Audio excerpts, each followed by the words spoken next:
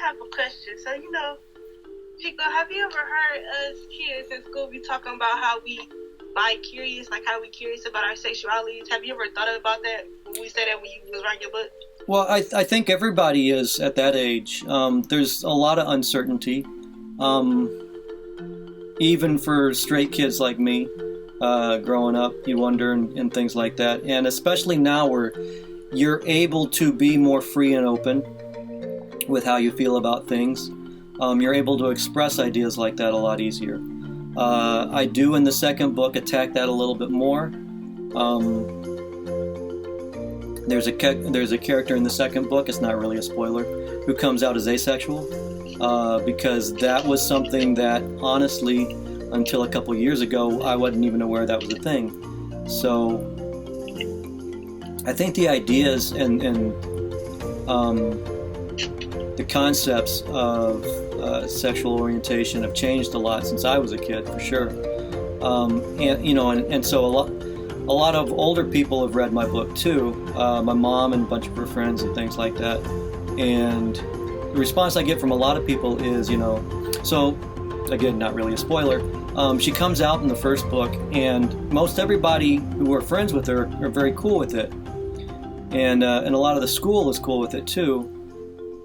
And some of the older people that I talk to, where they're like, would it really go down like that? Wouldn't they be more, antagonistic toward her? And, the younger people that I've seen, it's a lot more rare for them to be antagonistic against someone who's gay than to be accepting, which has changed a lot from when I was a kid,